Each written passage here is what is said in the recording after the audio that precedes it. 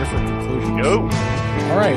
Well, welcome to Heavy Hands, where we are preparing ourselves to discuss Dustin Poirier versus Dan Hooker, the main event of a UFC card, which I believe will go down in the annals of history, not for its lineup, certainly not the undercard, which is about as underwhelming as Fight Night cards get these days, but will probably go down in history as having one of the UFC's most inexplicably silly fight posters. Have you seen this poster, Phil? Because Dan Hooker looks like... Oh, what, the one with evil Dan Hooker? Evil? No, he looks like he's smelling the undercard. It doesn't look like he's evil. He looks like something foul has happened in the room where the picture was taken. That's evil to you? There's definitely something happening to him. he looks more wrinkled and vaguely demonic than he has in the past. Yeah. I don't know. Something's going on there. It's an interesting main event. As Phil just pointed out to me, it's a fight that we've actually discussed in terms of a fantasy matchup before. So if you want some hot spoilers for what our pick is going to be, I don't think either of our minds has changed at all in the interim. But we're going to talk about that in addition to the co-main event, which is an incredibly stupid fight between Mike Perry and Mickey Gall. I guess it's the first nice matchup Mike Perry's ever gotten.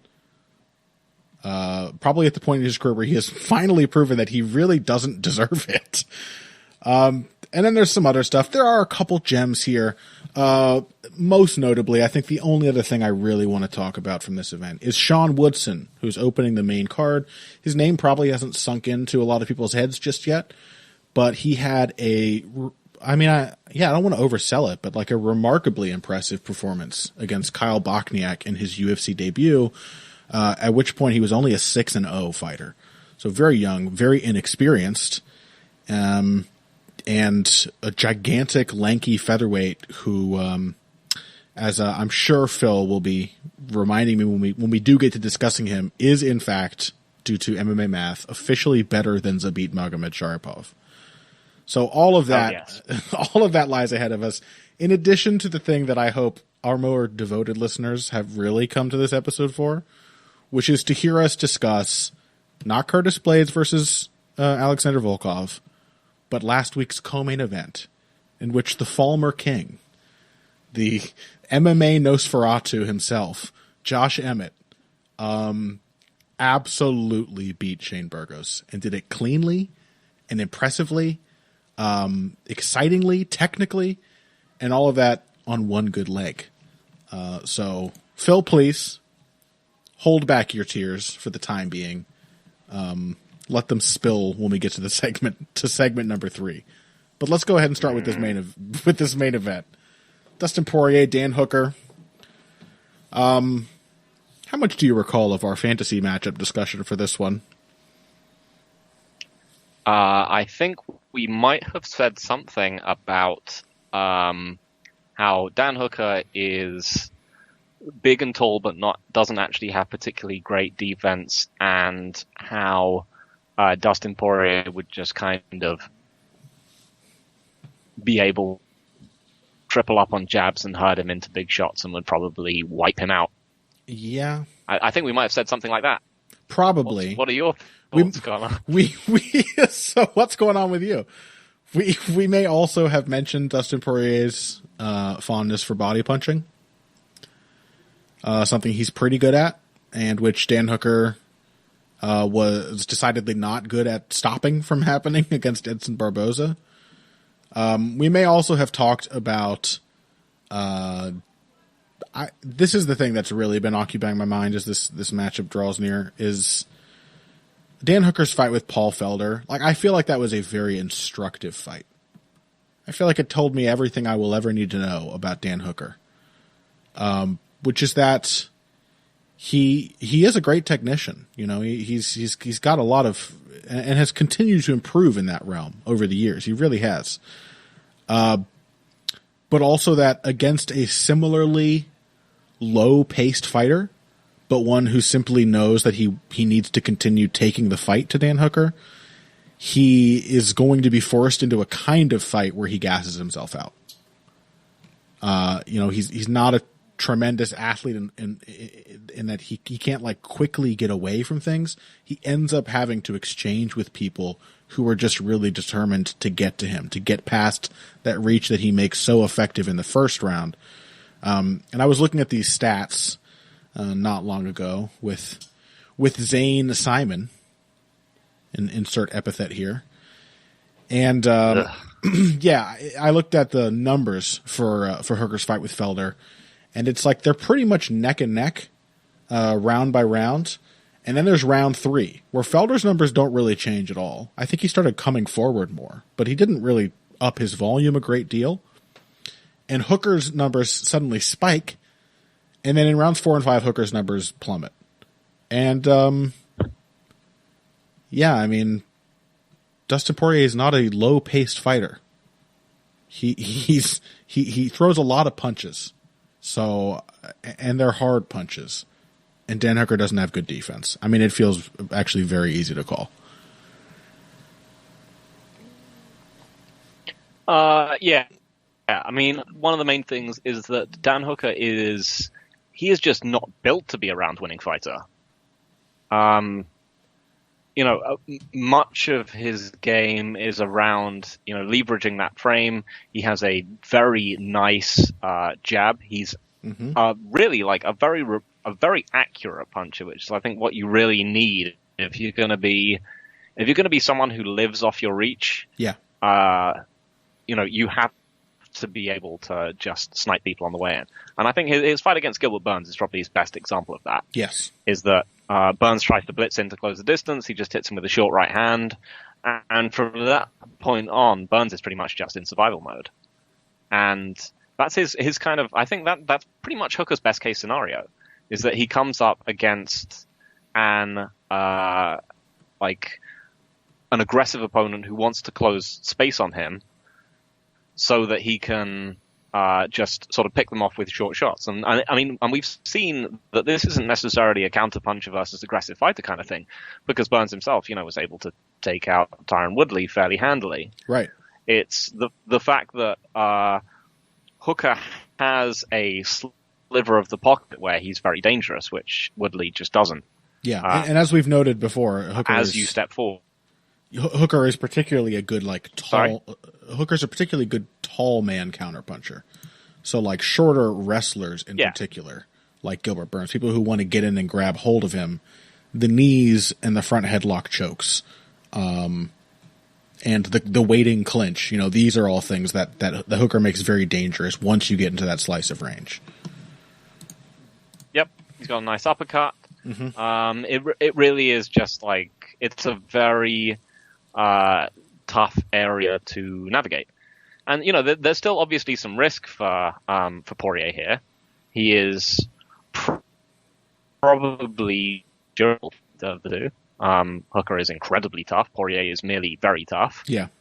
And, as I said, Hooker is simply a very accurate puncher. There's a chance that we just get a kind of McGregor-Poirier type situation where Poirier just gets clipped, or even Poirier versus Johnson. Johnson. Mm-hmm. Very quick starters, quick accurate starters are have troubled Poirier in the past.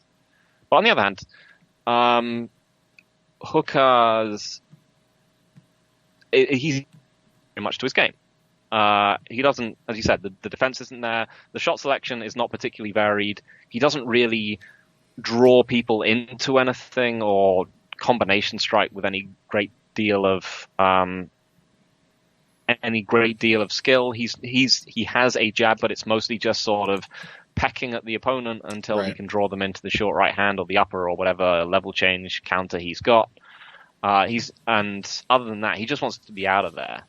And we've kind of seen against tall fighters from Poirier, specifically, I think Bobby Green is an all right example here. Yeah. That he's just able to, but also sort of Justin Gaethje isn't a tall fighter, but we've seen what Poirier does with if he's given defense to work with. Right. Yes. Which is that he will crack it open with tiny shots to open up huge shots. Yeah. He will triple up on the jab. He will, come in behind little barrages of shots to then step in behind the big shot. And I feel like there's almost no reason to think why that wouldn't work on Dan Hooker. Right. Yeah, especially any form of like one-size-fits-all defense. Any kind of, I'm not sure what's happening, so I'm going to cover up sort of defense. That is an invitation for Dustin Poirier. Yeah. That's what he's looking for. Yeah, Poirier is Poirier, I think he will have he'll probably have some struggles early. I'm still not sure where his head is at. Yeah, that's the other thing I wanted to talk about. We'll return to that. I'll let you finish your thought, but yeah, I'm still not sure where his head is at. He's always had some issues with fast starting, accurate punches early when he wants to get his reads. He's pretty heavy on his lead leg. The whole Hooker's whole starting game is that he either plays the jab or the low kick. I think he'll have some troubles figuring that out, but once he has, I don't really see why he can't just, throw away the jab to set up the, right hook or big left hand, and am I gonna push Hooker into the fence and work his own low kicks. Am I going to pick Dan Hooker to beat Gaethje or to beat Poirier on the back of low kicks when Justin Gaethje couldn't do that? Like, I know there was that Jim Miller fight where Miller hurt him with the low kicks, but also we've continually seen Poirier get better in certain ways. But that to me is the biggest. I agree with all of that. I think there are undeniably lots of avenues for Hooker to find tactical success early. I just don't think that. I don't think that coalesces into a winning strategy for the fight. But that is presupposing that we're going to have the Dustin Poirier we're used to. And I don't know, maybe there's not a lot of reason to think that we won't, except that he just looked like absolute shit against Khabib Nurmagomedov. And I have a feeling that was not as long ago as I think it was. When did that happen? September 2019. It really wasn't all that long ago. But I don't know. Like he's. It wasn't just the way he looked against Nurmagomedov. It was the way he sounded afterwards as well. Yeah. It's ever since then. It's the fact that he wasn't like, oh man, I fought a dumb fight. Everything you got from that made it sound like he was just like, well, trying my best, done now. Yeah. And it sounded like he was going for, he was aiming for money fights after that. But a big part of him was just like, well, tried to get to the top, couldn't make it, gave it a good try. Yeah. It was like all the other losses. Enough people in that situation. He took all the other losses as like bumps in the road. But that seemed like that was the goal, was to win that fight. And then he hadn't made it. And there's also the fact that, yeah, he's 31, which isn't insanely old, but he's been fighting since 2009. So, like, at some point pretty soon, maybe in the next few years, if he's lucky or whatever, but some kind of deterioration has got to be coming up. So that, yeah, I don't know. That's just an X factor that I can't say anything certain about whatsoever. I can only speculate. But I do have to wonder where Poirier's head is at. Yeah, I mean, he sounds as bad as anyone ever really has who hasn't immediately retired after losing a title. Right. But we still gonna pick him though. Yeah, I mean, we pick. What can we do? We are analysts. We are the vaunted Uber of the MMA coverage world. Listeners of the show may know that Robin Black has recently reinserted himself into the online discourse. But I mean, all we can do is go off of what we've seen in the past. We can guess about certain things. We can have certain gut feelings, but for the most part, we make picks based on what we've seen, and based on what we've seen. Over the last 5 years from each of these guys, Dustin Poirier is a very easy pick. All right, well, let's take a break. When we come back, we have one incredibly silly fight to talk about, Mike Perry versus Mickey Gall.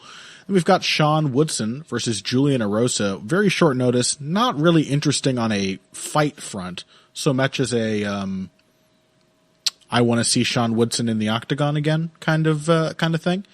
And I don't think we'll be talking about anything else from this card. Unless, Phil, are you feeling an itch to discuss, to really dive into the game of nonviolent Bob Ross? I know you. As much as I would like to get my vengeance on you for making us talk about Josh Emmett. Yeah. No, I don't want to talk about him either. All right. Well, we are speeding along to that heartbreaking segment number 3 coming up after this. Hey everybody, thanks for listening to this week's Heavy Hands. If you like what you hear, please consider pledging to support the podcast on Patreon. Patreon is basically continuous crowdfunding. You sign up to contribute a certain amount per month to help us with production costs and the like, and in return you get rewards ranging from a mention on the Heavy Hands website to a question or topic of your choice being discussed on the show. We have a lot more in the works to reward you for your help, and we appreciate every contribution. No amount is too small. Just head over to patreon.com and find how you can help out, the only show dedicated to the finer points of face punching. Now let's get back to it. Well, welcome back to Heavy Hands, folks. And it's Mike Perry. He's back. He's got a different girlfriend. I wanted to say new originally, and then new made me think of the fact that she appears to be like 17. She really is, in a certain sense, very new to this world. And also apparently new to the art of holding mitts. I don't know if you've seen any of this footage, Phil, of Mike Perry's recent training regimen. I have. Uh-huh. For my sins, yes. Did you also see the completely inexplicable injuries he had? He was sporting a split forehead. Yes. It looked like he fell down on concrete, or was doing like knuckle ups on a concrete floor, or punching a concrete wall. Concrete was involved in those abrasions. Yeah. He looked like he'd been in a fist fight with a golem. Yeah, I don't know what he could have possibly been doing in training. Surely nothing smart. But Mike Perry has finally reached a point at which, like, I don't know, he had some shithead opinion. I can't even remember it because it's one among dozens. He had some especially shitheaded opinion that he came out with recently. And that's saying something, it being Mike Perry.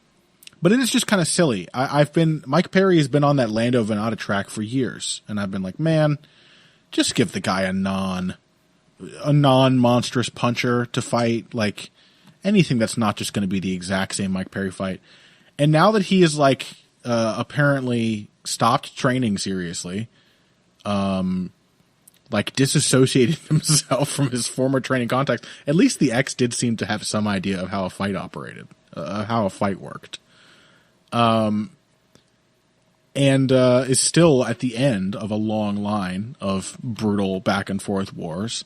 And a guy we've already seen in his career make some pretty drastic and sometimes inexplicable, like, technical changes from one fight to the next. At that point, that's when we finally give Mike Perry a fight that I have absolutely no issue picking him to win. So I don't know how to feel about it. But I do think Mike Perry's going to smush Mickey Gall. Yeah, that doesn't seem like much of a reason to think otherwise, does it? Right.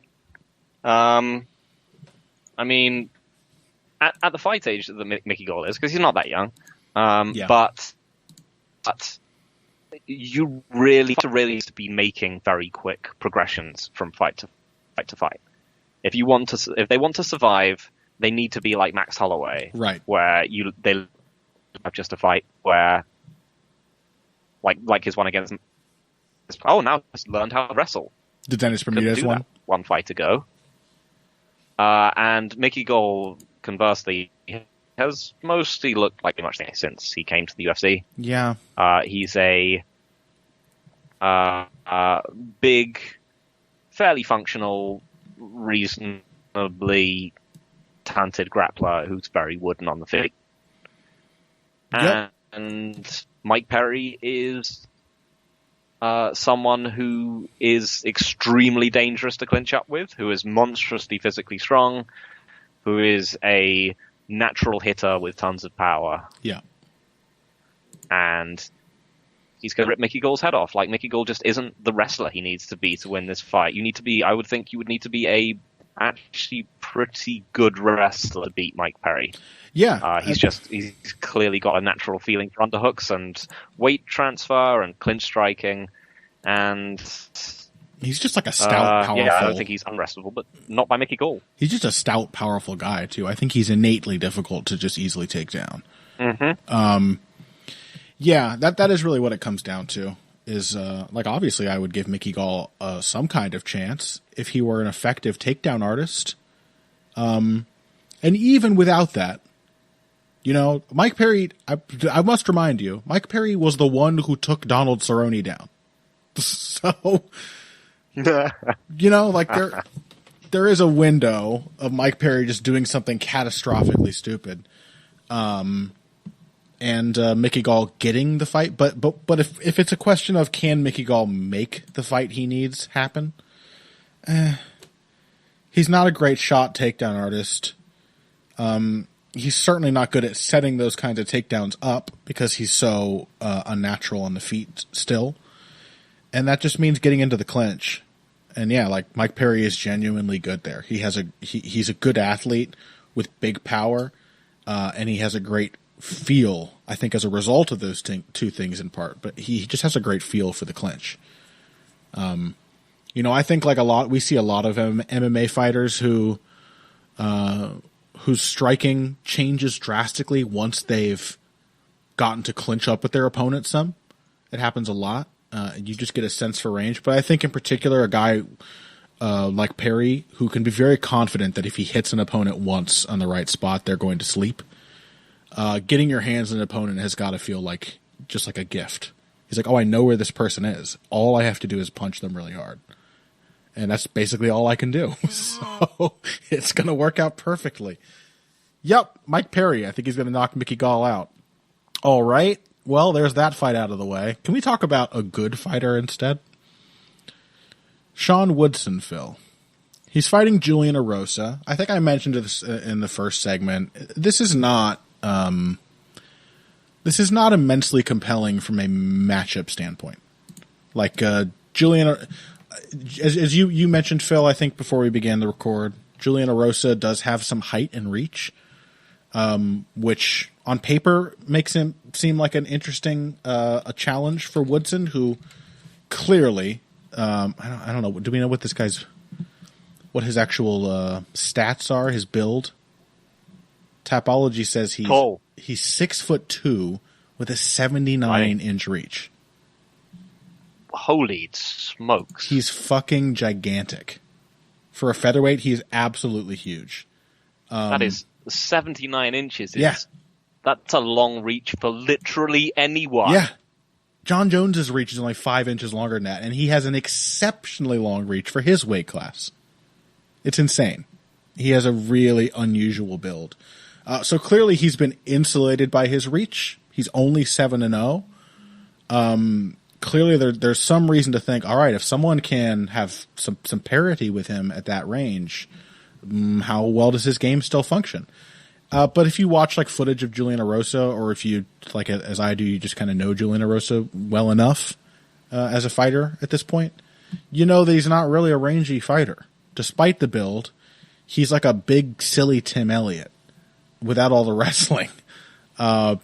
He like puts his head forward, kind of ducks into the pocket. He wants to throw hooks. He's not a gigantic puncher. He's mentally obviously very tough, but he's not incredibly durable either. He's a guy like a John Alessio, or like what are some other examples of guys who just don't quite cut it consistently at the UFC level? John Alessio I think of because he's the guy who he had 7 UFC fights, and literally every UFC opportunity he ever got, he lost. I don't know. I can't think of a good analog. You know what? I can. But yeah, actually. I can. Julian Erosa. is actually a very similar type of fighter. Sad to say, but like this is he's what that bastard Zane Simon loves to call a quadruple A fighter. He absolutely beats plenty of people, and not all of them bad, on the regional circuit. But in the context of like the UFC or a major organization where he's fighting more athletic or more durable or more experienced or just better, a better class of fighters, he tends to lose. So, sorry, you were going to say something. So yeah, I mean, I think he's one of these guys. He's a bit like, let's say, George Roop, where I think his the people he's going to show off the best against are essentially willing, aggressive grapplers. But even then, because he's just going to be able to sort of draw them into shots, hit them with chokes, beat them up from the outside, all that kind of thing. But even then, we saw against Grant Dawson that there's just a sort of level of physicality and aggression that he just can't match even against his best matchup. Right. There's just people that simply have a gear that he can't reach. So I think with the matchup against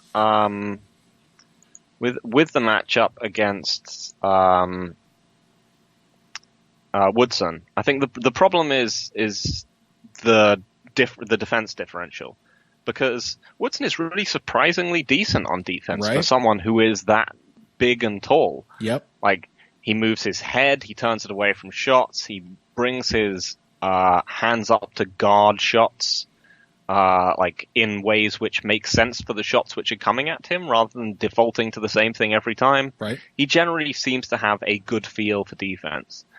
Julian Erosa has almost no defense at all, which has led to him getting brutally knocked out on several occasions. Yep. It's a pretty easy pick for Woodson, but like you said, I think he's an interesting guy to keep an eye on. I did realize, by the way, I have other things to say, but other things that actually sort of may matter. I mean, but as soon as you mentioned George Roop, who of course, as I famously did in a tweet that got like 20 likes, made a meme of the "Don't ever talk to my son again" with Tim Sylvia and George Roop. It was like a tiny drained Tim Sylvia. I realized that Sean Woodson is a tiny drained Anthony Hamilton. Remember that guy? Oh yeah, it's like, weird. It's the same George Roop dynamic. Totally irrelevant. What I want to say is that this is something I'm not going to belabor this too much, because I'm definitely going to have to say this in the Josh Emmett discussion. But Woodson's footwork is really good, like in a way that gives me hope for the future of striking mechanics in MMA. Because everything really does start with the feet. Like people love to critique silly shit like where people hold their hands and whatever. And yes, it can have an impact. It often does matter. The point is like the foundation of good striking is footwork. Do you have a good stance? Do you know how to move your feet so that you can stay at the ranges that suit you best, whether that's coming forward or moving backwards? Woodson did a lot of things that we do see in the Bochniak fight from other like movers in MMA. Like notably, he did a great job of switching direction as he moved laterally and timing his changes of direction, so that he would draw Bochniak into committing his weight. Once Bochniak would take that slightly too far step to the right to cut him off, that's when he would cut back to the left or to his right or whatever. Really nice timing and feel for that. But the other thing is, he like actually pivots, and that is still shockingly rare among MMA fighters. He pivots and jabs at the same time, which to me is so fundamental, but also so critical for any long fighter who doesn't just want to get backed up into the fence. Like obviously, you need to be able to create space between yourself and your opponent without having to step backward. And Woodson did that really, really well against Bochniak. Every time he would jab, pretty much, he would pivot off to his side and get just a few extra precious feet of space behind himself that he could walk into if need be. So I thought, yeah, he did a great job. Defensively, it was awesome, but it really came down to range. And given how aggressive Bochniak was, it took some genuine doing. It took some smarts and some skill and some real craft to enforce that range. And he did it better than Zabit did. There's no way around it. He doesn't have the rest of Zabit's game, but in terms of a counter Bochniak boxing performance, it was the best we've seen from anyone. And he's 7-0. So who knows? We may see a hiccup. We may see some horrible flaw revealed or whatever. It's certainly likely. He's young. He's inexperienced. He's probably not going to be in this division forever. But it was such a captivating UFC debut. One of the best ones I've ever seen. I feel like you've now sold him enough that you've almost guaranteed that. Yeah, he's going to lose. DeRosa is going to come out with a blundering overhand right for the first one-punch KO of his career. Yeah, it's going to be felled by the most ponderous right hook ever thrown. And, yep. Well, come back next week to make fun of me, folks. I don't care what expression you have on your face while you're listening, as long as you're listening. Okay, let's take another break. What I really do, we always try to start with the previews because that's what a lot of people listening, I think, the casuals want to hear is what's coming up next. Everyone's already forgotten about last week's card by Monday morning. They just want to see what the next thing is going to be. But for me, this episode is really about the next segment. We're going to talk about Curtis Blades and Alexander Volkov. We're going to talk about Bilal, remember the name, Muhammad, and his incredibly smart and gutsy win over Lyman Good. We may talk about Jim Miller getting yet another first-round submission in this late stage of his career. There's all kinds of things we could talk about. Bobby Green still being as awesome as ever, and it seemingly never really having changed, but certainly never gotten worse. But first, we're going to talk about Josh Emmett beating Shane Burgos after this. Financial support is fantastic, but there are other, even easier ways to support Heavy Hands. Perhaps the best is by spreading the word. We know our fan base. You're all cool, popular people with serious social media presences. You're tastemakers and trendsetters. Okay, there are one or two of you that don't fit that description. You know who you are, but no matter what, you can always help us out by telling folks about the show. And you can also give us a positive rating and review on iTunes and Stitcher, things like that. We rely on word of mouth and positive feedback to grow and improve, so thank you very much for your time and your help.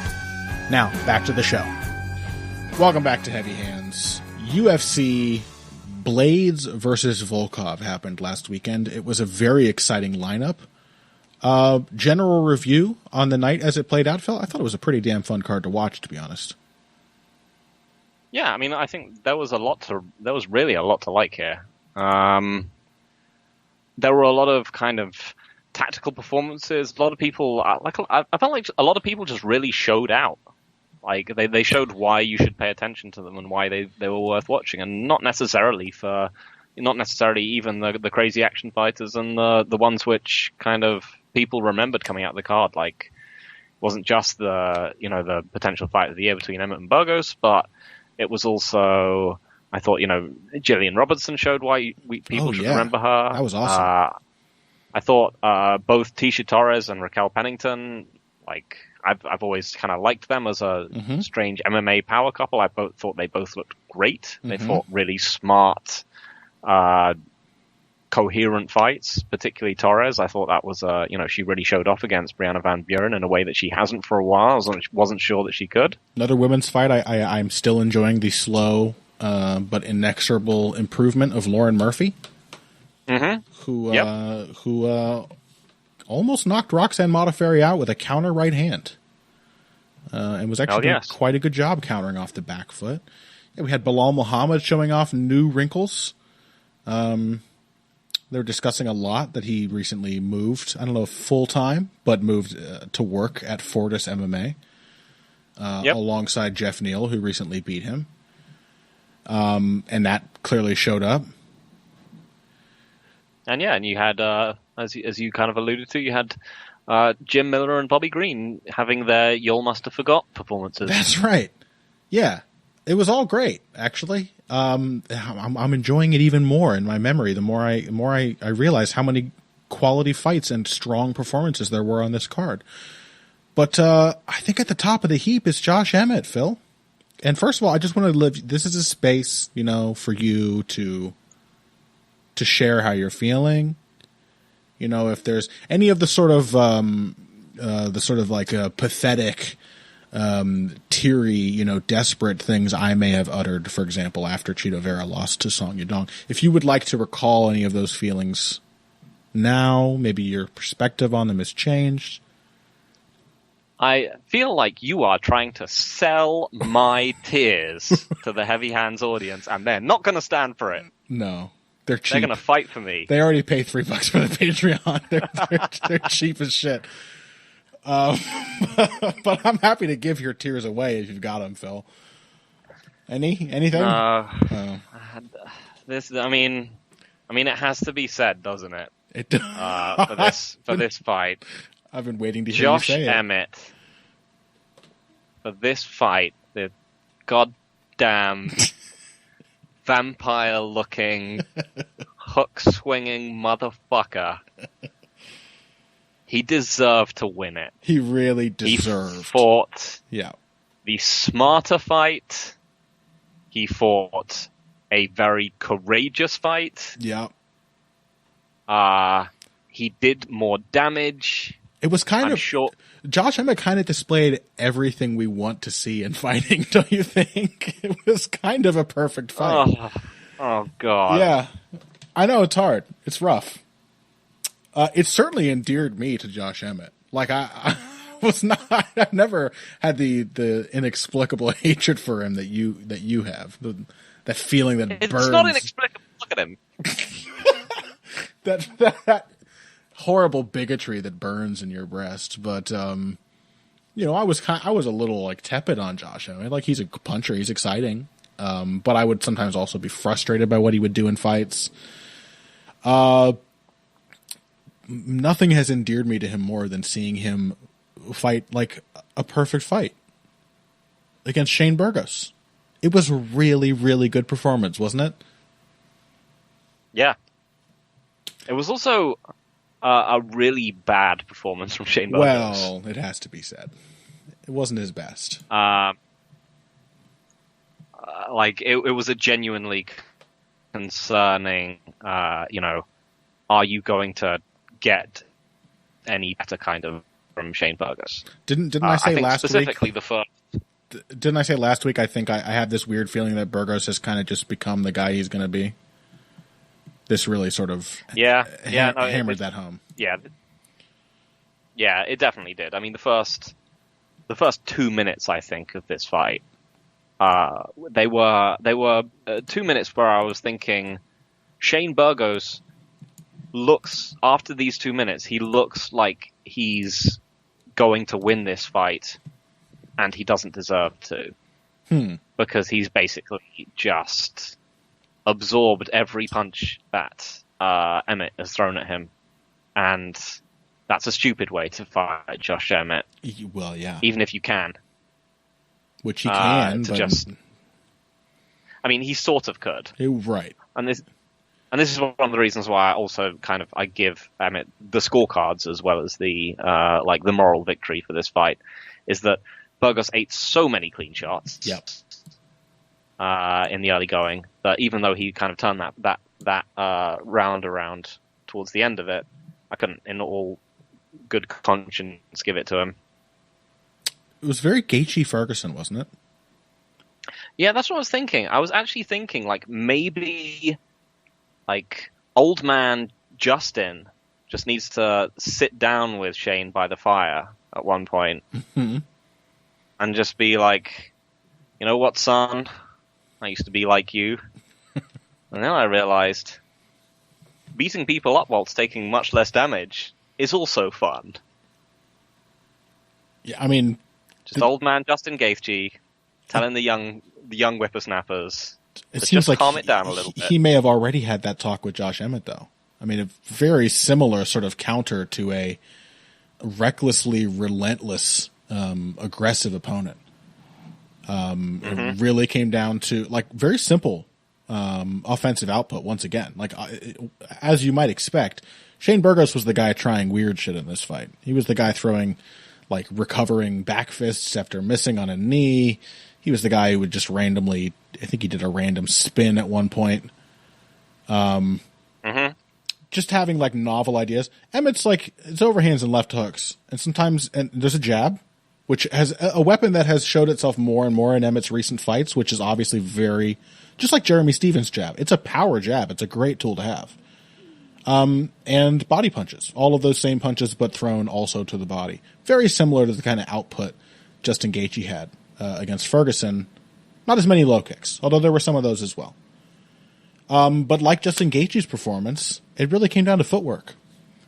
And I alluded to this before talking about Sean Woodson, but Josh Emmett's footwork was like, for a fight where the guy's knee exploded on a misstep 20 seconds into the bout, it was kind of flawless. It served exactly what he needed to serve, which is like he's a puncher. The one thing Josh Emmett should be most fixated on, I think, is keeping himself balanced and in position to hit the guy in front of him. Doesn't mean it has to be a reckless fight, but when you got that power, it's always good to have the fallback, the plan B of worst comes to worst. I want to be in a position where I can exchange. And what that really means, this is the most reductive and simple way of talking about positioning, and I think it's very true. Is you just have to be facing your opponent. So whenever you're retreating, whenever you're skirting along the fence, you should be thinking, I need to be pointed right at the center of this dude's body at all times. And Emmett was. Like from fairly close range too, a lot of the times, because Burgos was so close to him, was so insistent on coming forward. Emmett was always taking these little small steps. He was pivoting. He pivoted with his jab as well. Again, pivots are still tragically rare in this sport, seeing good tight pivots, and Emmett showed them. But just lots of small adjustment steps that kept him not squared up, but facing the more square Burgos' body as he was coming forward. And so he was just repeatedly able to time him, and when that failed, to exchange with him and land big shots and back him off for a second. It was a great showing of footwork from Josh Emmett. A very controlled, very smart fight in that way. Yeah. And it was one which, even though he was undeniably fighting it better, I still thought was going to slip away from him. Right. Like, in the second round, I was thinking he might just be in trouble just because he's fighting the better fight, but Burgos is simply absorbing his shots. Right. And he's just coming forward and he's doing, he's doing attritional damage. And as you said, like, Burgos didn't have a reliable weapon to use in this fight, apart from, to some extent, his low kick. Because I would say the jab was there for him as well, but he didn't build off of it very well. I mean, but his jab got countered so much. As the fight went on. Yeah, that's true. It was very effective. I mean, even right from the beginning, that was really the first, the dynamic that was set at the beginning, is that Burgos, whenever he threw the jab, Emmett would just either cross counter him or would just rush after him throwing shots. Yeah. And Burgos just didn't have the defense apart from, holding his left hand up by his head to really avoid it in any meaningful way. He just kept eating pretty hard shots. I'm watching the second round right now. There are a lot of moments where Burgos is just popping Emmett's head back with this jab, but it's not being built off of. I think Emmett sort of realizes like, there's nothing coming after this. Like he clearly hits a point where he's like, well, if I eat the jab again, I'm just going to hit him back. Yeah, it was also because I think Burgos really over-egged his range in the early going. Yeah. Like it looked like he really felt like he needed to step right into Josh. Yeah. Emmett. So his jabs were pointlessly close the whole time. He's got reach on him. I think the real difference in the second round is that he was actually fighting much more at the end of his own jabbing range. Yeah, good point. That it meant that the counters were so much harder to find. And I think that actually forced a lot of changes out of Emmett in the way he was fighting. It made him more proactive. It made him throw more combinations. And as you mentioned, Josh Emmett is a fighter who gets better as the fight goes on. He does. Shut up. Not only we undersold Josh Emmett by saying he carries his power into the third round. His power becomes more potent in the third round. Not just because you've already eaten 2 rounds of shots, which I think was a big factor here, just like with Ferguson. Like, you just can't keep eating massive power shots. Even if you have the best chin in the world, there's an attritional effect. But he gets better. His footwork got tight. Again, this guy injured his knee in the first exchange of the fight. He tore his ACL completely, from what I've heard. And like had multiple minor other injuries as well. Yeah, like a fracture, his MCL. Oh yeah, yeah.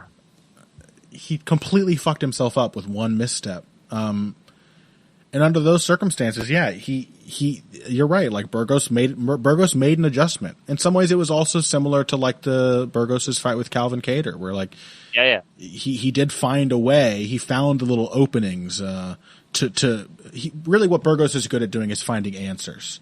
You know, he's gonna walk forward. You're gonna hit him. And then he will find the little chinks in your armor that open up whenever you try to use one of the weapons that you have successfully so far used to hit him. And he's going to punish those to take them away from you. It makes perfect sense. But like Calvin Kattar, like Josh Emmett had a further bag of tricks.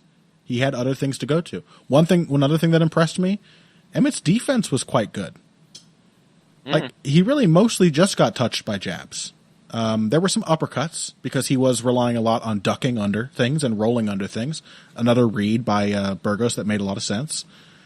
But Emmett would just do like little pulls back with his head. He would roll under shots. He would combine his footwork with his head movement. And this is very important, especially for a puncher, he was always ready to come back off of that defense with a counter. And frequently with counters in combination. More and more as the fight went on, layered counters. Yeah, the amount to which he was still keeping his stance was, I mean, particularly after power, was genuinely impressive. Yeah. And, I mean, also, to keep layering praise on Josh Emmett, just his cardio. I mean, this was a torrid pace. Yeah. He was throwing big shots the entire time. Right. I mean, he's always had the vascularity and the notably pointy nipples, which are typically characteristic of the Reaper strain of vampire. But yeah, this was, I mean, and apart from anything else as a cardio performance, there were many points at which someone's cardio could have been drained by their confidence going, like his knee dropping out. Oh yeah. Or just the fact that Burgos had absorbed insane shots and seemed completely unaffected for 2 rounds. Yeah. That, there are many people, like, for example, Chad Mendes, who would have sort of started to mentally fold at this point. I think to an extent we have to admit that Josh Emmett is probably better than Chad Mendes. Well, I think to an extent that did happen in his fight with Jeremy Stevens, and he seems to have learned from it. I mean, to a certain extent, he also just got hit clean on the chin in an exchange by an equally big puncher. Which Burgos is not. He's just not as powerful as Emmett, not even close. But I also think like he was backed up into the fence and stood there and tried to exchange pretty early into that fight with Stevens. He never made a decision like that in this fight. And Burgos is a better pressure fighter than Jeremy Stevens. He's better at cutting off the cage. He's way more confident in just sitting in his opponent's range. A more diverse toolkit. He offers a lot of things that Jeremy Stevens doesn't, except for the power. And, Emmett stood up to that storm really admirably. I mean, you have to, it has to have sort of changed your perspective. Like, I don't want to give the joke away, but after Valentina Shevchenko beat Ioana Jędrzejczyk, what was I going to do? I was going to comically become 3 times as bitter as I'd ever been. But if I recall that episode correctly, I just had to say all of the good things that Valentina Shevchenko did. Because she did so many of them. And it was so clearly enough to completely beat the fighter I'd come in favoring. So you have to feel a little bit like that, right? Like, Josh Emmett beat Shane Burgos, which you didn't want to happen. But he didn't cheat his way there. He didn't get away with anything. He very much fought a good 3-round fight intelligently, and just to reiterate, deserved to win. So, yeah, exactly. I mean, he fought in a way. If anything was gonna make me like Josh Emmett, like this fight, fighting through adversity, fighting smart, fighting to the exact. The exact game plan he needed for this opponent. Right. Fighting through 2 kinds of adversity, fighting through injury and, the kind of tide of the fight changing. Yep. If anything was going to make me like Josh Emmett, it was this fight. Fuck Josh Emmett. Earning a win over a fighter you like better. Yeah, I mean, I know you have to keep it up. Like, if you were to in your soul acknowledge that Josh Emmett was good, rather than just pay this lip service we've now spent 20 minutes doing, then so what other insecurities would come crumbling down around you? Exactly. The whole glass castle might just fall around.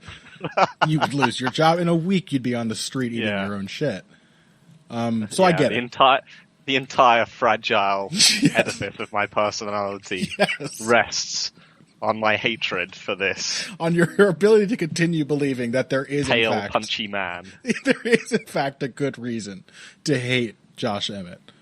So I get it. I'm not going to try to take that away from you. I'm happy that, you were mature enough, Phil, to acknowledge that, in fact, Josh Emmett is the future featherweight champion. Okay, what else? We should hit these other things relatively quickly, I think. We spent 20 minutes in that fight, but it was the one I really wanted to talk about. It was amazing. It was a great fight. It was a fight of the year so far, or at least a candidate. It was a fantastic fight. It's either that or Zhang Yan Jacek. Oh, well. That might have to take it. But still, it was instantly an instant classic. Mm-hmm. Let's talk about the main event real quick, though. Curtis Blades, Alexander Volkov. I don't know. There was really nothing surprising whatsoever about this fight, I guess, other than the fact that Curtis Blades gassed himself. And I do say gassed himself because I think, as we acknowledged last week, both Blades and Volkov are well-conditioned fighters. But Blades in particular, basically between every single round of this fight, his corner was begging him to slow down and control himself and thus control the fight a little more. They're like, hey, you can kind of move around at range. He's not going to kill you with a single shot, not until you get tired, in which case he came shockingly close.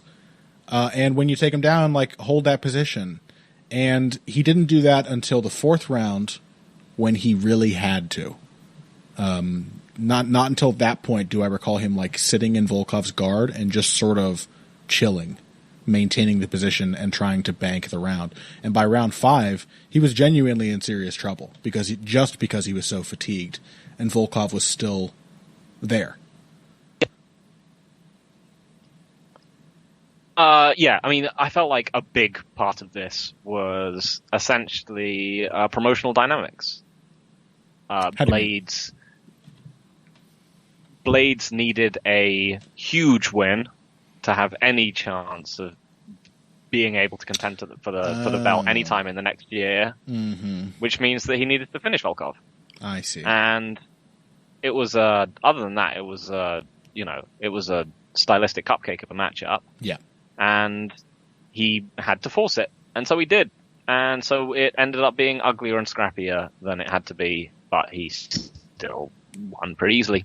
Yeah, he dominated it still. I mean, there was just a couple scary moments, really. But that's a good that's a good read. Very insightful. I hadn't considered that, but it did seem like Blades was certainly fighting with something to prove. So that makes sense. But yeah, He's a great wrestler for the heavyweight division. Even the funny thing is like you look at the Curtis Blades setting up a shot. They're not pretty. A lot of them are done from really far away. It really comes down to his finishing ability, which I guess is what matters more than the shot. And look at fucking Khabib Nurmagomedov, to whom Blades was rightfully compared many times over the course of this fight. But yeah, like as far as heavyweights go, that's just game. And Volkov was never going to be able to handle it, and in fact did not.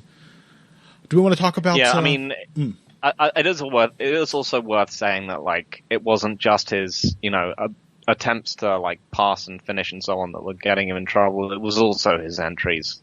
His striking does too. Need to figure like.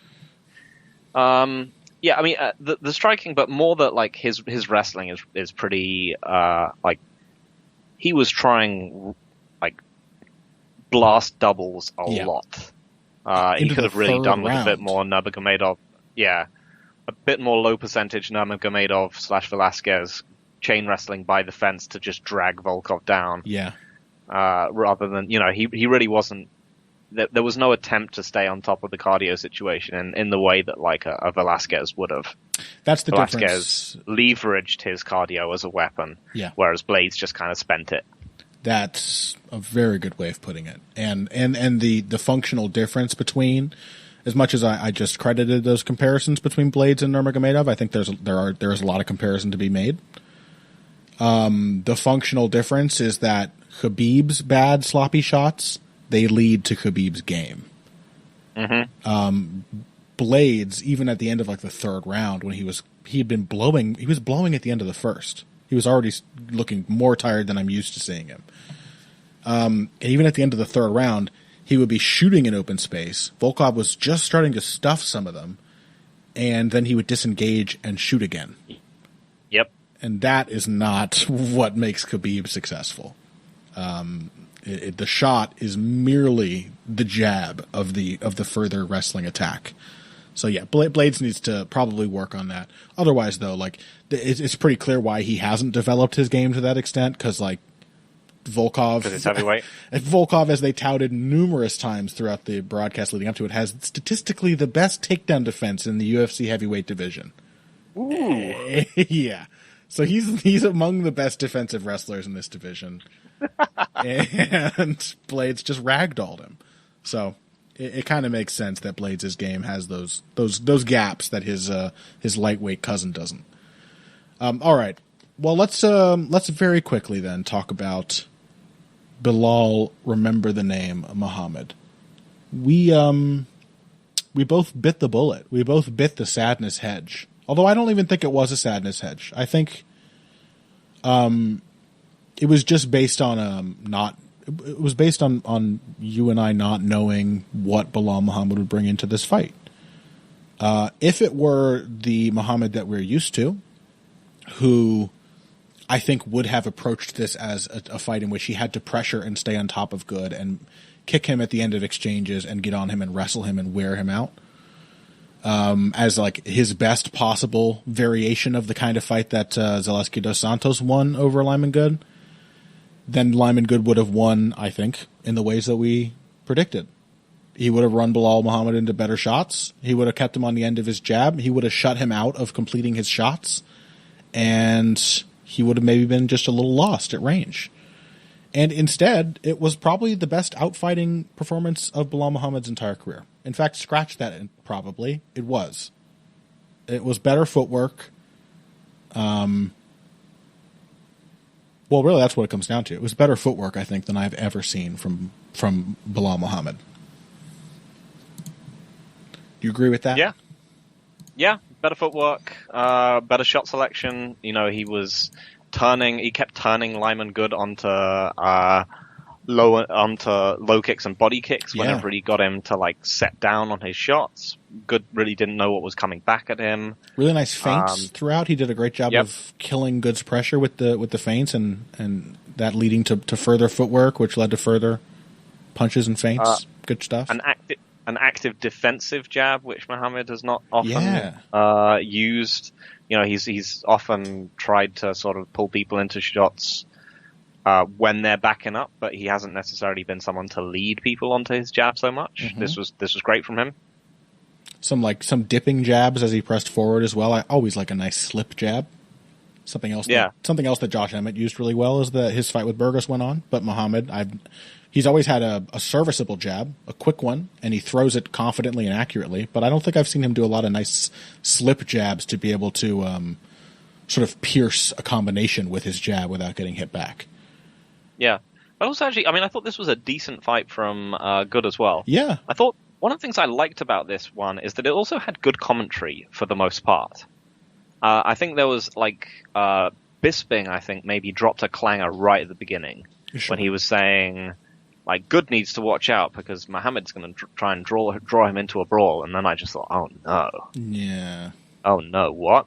But then for the rest of it, I thought it was all, actually genuinely pretty insightful about what was happening in the cage. You know what I'll say about Michael Bisping?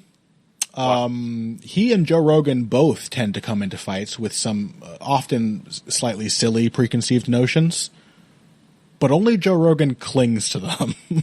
Give credit. That is, yeah. Give credit where it's due. Michael Bisping will see that his expectations have been wrong and will then change the things he is saying on the mic.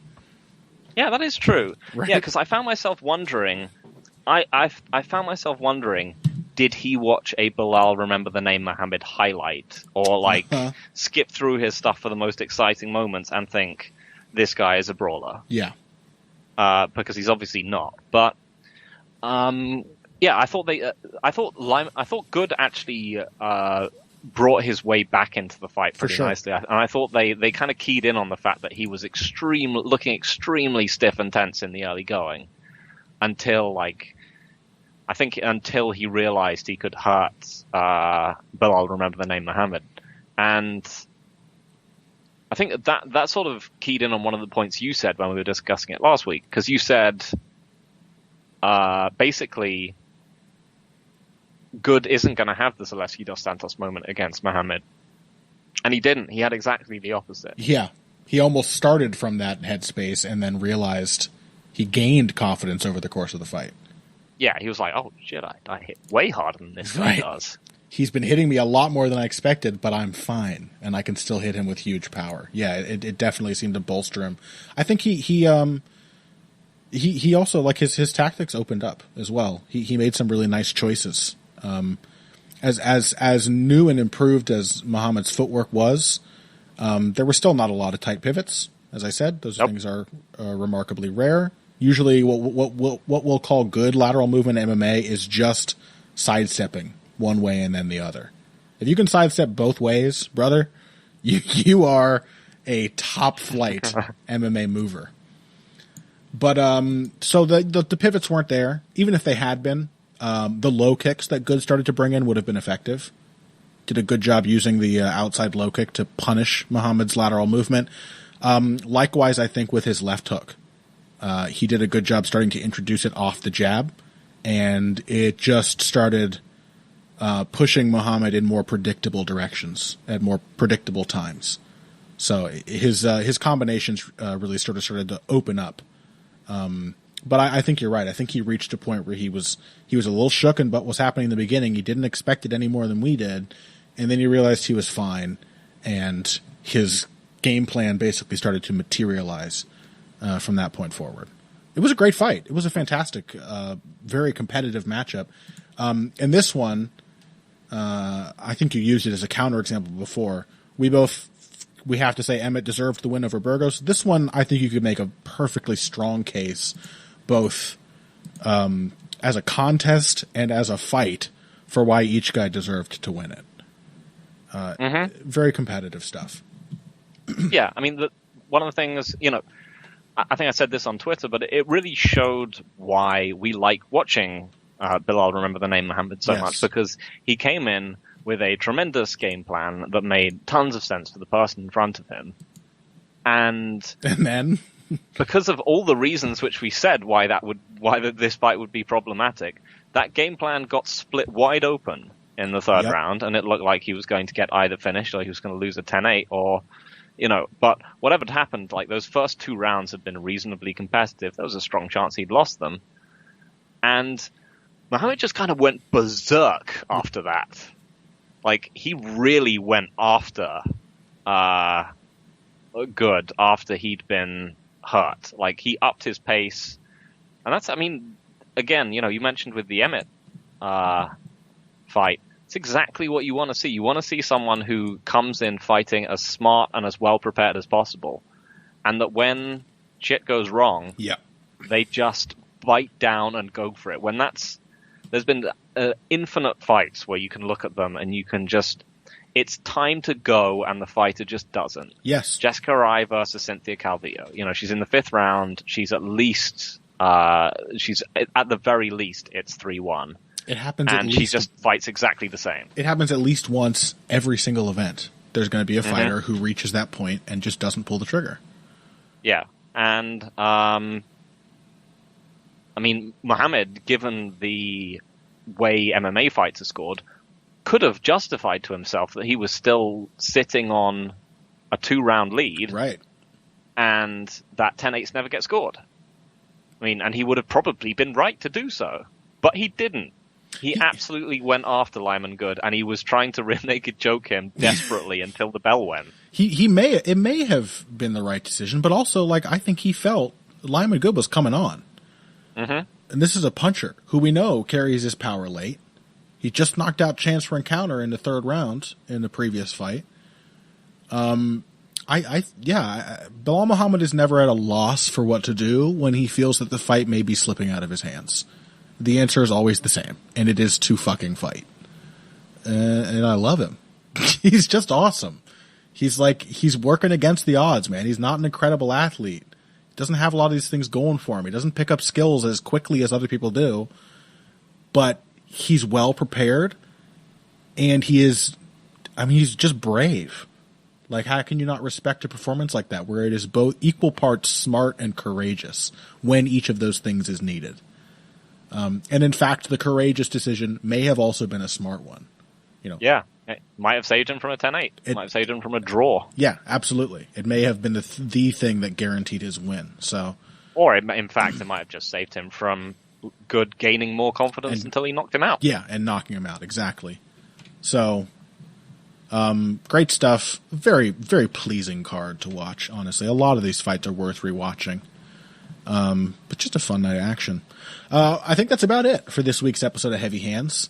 Nothing is set in stone just yet, but I think we may have another appearance from everyone's favorite caustic English person, Kyle McLaughlin, who was bugging me in my Twitter DMs to come back on the show. So we're going to try and make that happen either next week or sometime in the very near future. I know a lot of people enjoyed his last appearance for some reason. God, it was because he was mean to you, Connor, and it was funny. Yeah, that's why everyone liked it, I know. He's being mean to me in my DMs right now. I'm not even going to read it. I was going to read it. He's so mean. So look forward to that. Otherwise, next week we've got no card. So we may come to you with a topic if Kyle is willing and able to join us. It could be a great opportunity to cover another fun topic. But the next event coming up that we'll be covering is the Usman versus Burns card, which I don't have any strong opinions on just yet. But it's looking pretty strong, to be honest. It's got some really good shit, especially on the main card. Most notably for me, the return of Rose Namajunas. Been very much looking forward to seeing her back in the octagon. So we'll be talking about all those things in the coming weeks. I don't know, Phil. I'm waffling. Anything coming out for this week? No? Okay, good. Not for me. Okay, me neither. I'm working on stuff, but I got nothing. Make sure you check out our Patreon. Let's see, I'm going to get another bonus episode to you before the month of June has ended. I promise. I think we have some heavy bag questions, so perhaps Phil and I could sit down and do those next week, or I could do them myself, or maybe bring in one of the Fight Site guys to answer some questions with me. And if not that, we'll get another thing going, another thing coming to you on the Patreon. It's just $3 a month, people, for access to our bonus episodes.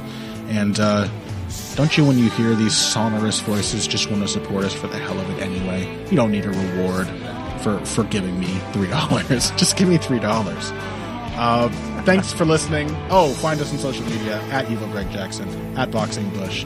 That's it. If you all came here today for the Finer Points of Facebook, then you came to the right place. This has been Heavy Hands.